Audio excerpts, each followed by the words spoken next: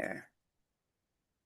Hi, good morning here from Palm Springs, California. Valerie Milano, the senior editor of the Hollywood Times and also Aspiring magazine. And I'm so happy to have our guest here talking about this film. Thank you, and please introduce yourself.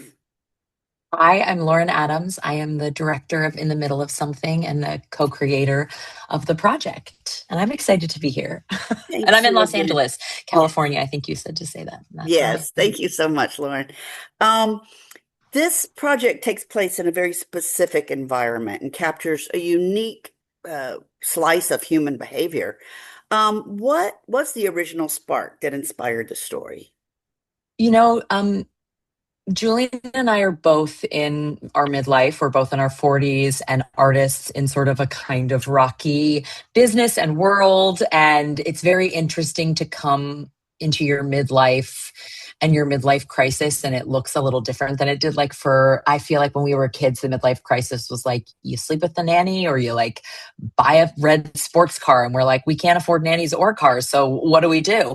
And Julian had written this great album in the middle of something, and we were collaborating on a show of mine, a like variety show that I hosted with Julian, and sort of talked about like him wanting to do a show and like could we figure out how to take this album of his and some of his original songs and parlay it into sort of a show about like what it's like to move through midlife in this place where you aren't you feel great about so many parts of your life and you are doing it and moving, but it's just like not quite at the speed you want to go. And so that's where the show came from. It was a live stage show, and then we wrote it into a short film. Thank you. Lauren, the film was shot at the Elysian Theater, and it's a venue with rich creative energy. How did that Yeah. location help shape the tone and the atmosphere of the film? The Elysian was a dream location, not only working with them because they know performers, they know comedians, they knew a lot of the collaborators we were working with. People had shot there before, done shows there. And so they were just a dream to work with in terms of like a space rental. So that was really nice because it just made our days really easy. And we were all in one location, which made our days really, really easy to just be like, oh, we have everything we need here. We didn't have to move. It also just like the energy and mood of the place, and like we have such a great comedic cast in this kind of serious film subject. I don't know. I think it's funny because this subject feels a little weightier to me, and then we have this great comedic cast. And I think telling people we were shooting at a place that felt really comfortable for them, they felt easy to come on board and go hang out at the Elysian for the day. So that was nice. Yeah, on that note, the film does feature an ensemble cast that's filled with talented comedians and performers.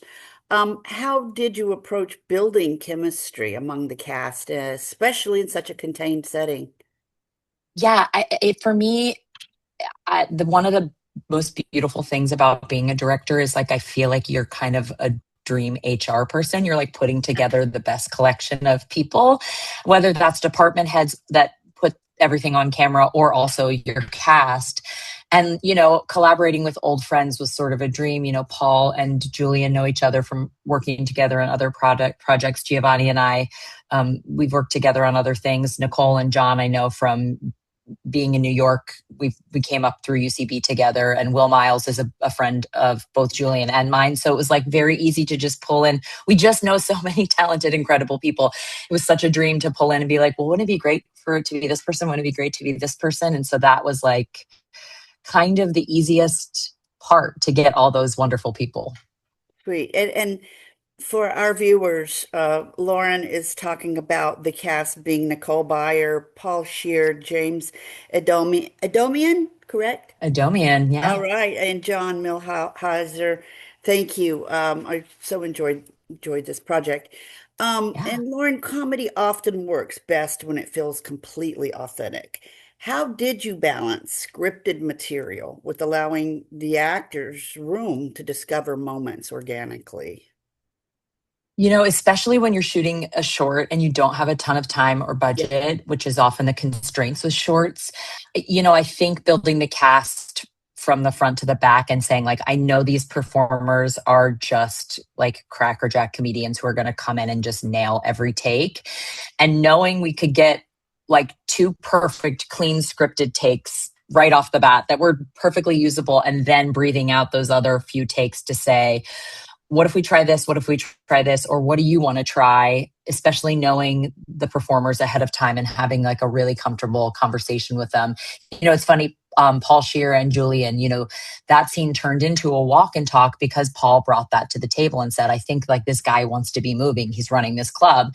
So we reblocked the scene, moved it, re-camera blocked it from our prep day, and then talked through the scene and like built the moments out as Paul was getting his makeup done.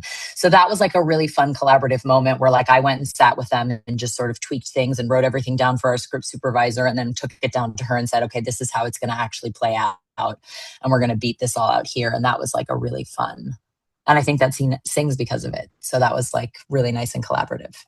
Thank you for that. Beneath the humor, the film also explores people searching for connection and meaning. Was that always central to the story, or did those themes emerge during production? You know, those themes emerged during when we were doing it as a stage show. Um, we just sort of always envisioned that like this audience and Julian are just missing each other. They're trying to have a different experience than he is, and he's trying to have a different life than that one he has in that moment during that show. That's like a breakdown.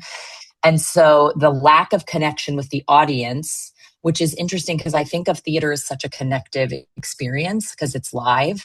And it was very interesting to then go into film to make connection, to like explore connection, which I think of sometimes as a less connective medium because there's not a live element, but really using all the tools to make connection the center of the story through film. That was something we really discovered during the stage show. And I'm glad that it carried through when we made the movie because that is the essence of it.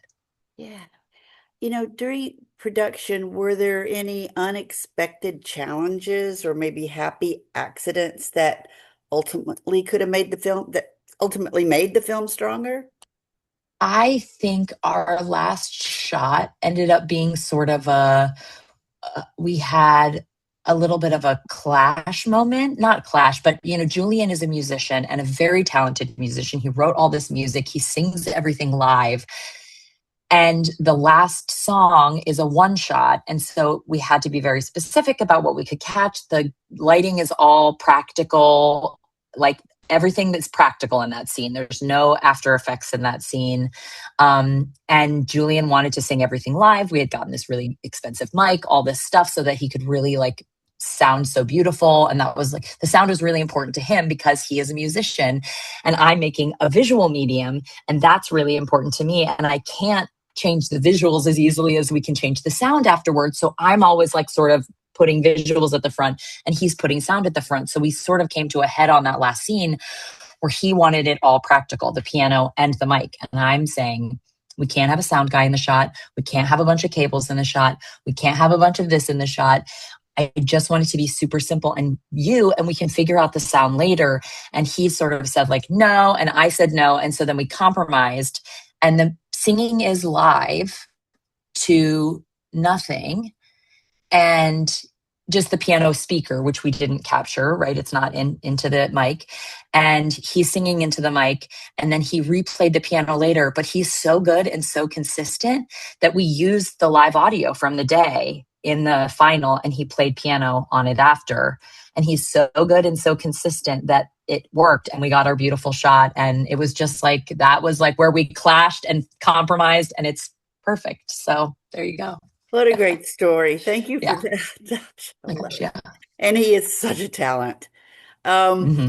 so finally, Lauren, if audiences could leave the theater with one feeling or one question after watching in the middle of something, what would you hope that it is? Sometimes the middle is an okay place to be and it feels uncomfortable and it feels like maybe it's not what you're supposed to be. But I think a lot of life is the middle.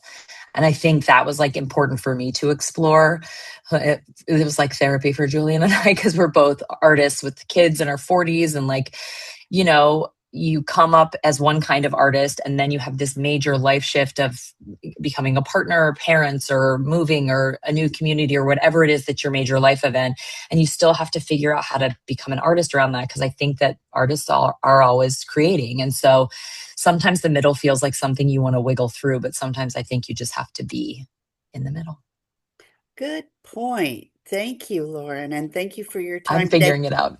Yes, right. How can our viewers and our readers find out more about you and about this project? Social media or website or what? Yeah, of course. You can follow both Julian Velard and myself, Lauren Adams. I'm Lauren Adams on Instagram, and he's just at Julian Velard. And then, yeah, we're really excited to just start screening this movie. We'll be at River Valley Film Festival in July on the 18th at 3 p.m. And we're really excited about it. Yes, yes, I am too, and I'm happy Yeah, that the Hollywood Times is media partners with River Valley, being such a new me too. festival. Me too. So Me too. we, yes, we're the Hollywood Times dot today, and our Hollywood Times official is our YouTube channel. And thank you, Lauren, again, and good Thank luck you, with the Valerie. film and your future creativities. Thank you so much, Valerie. Great. Have a great rest of your day. Bye bye.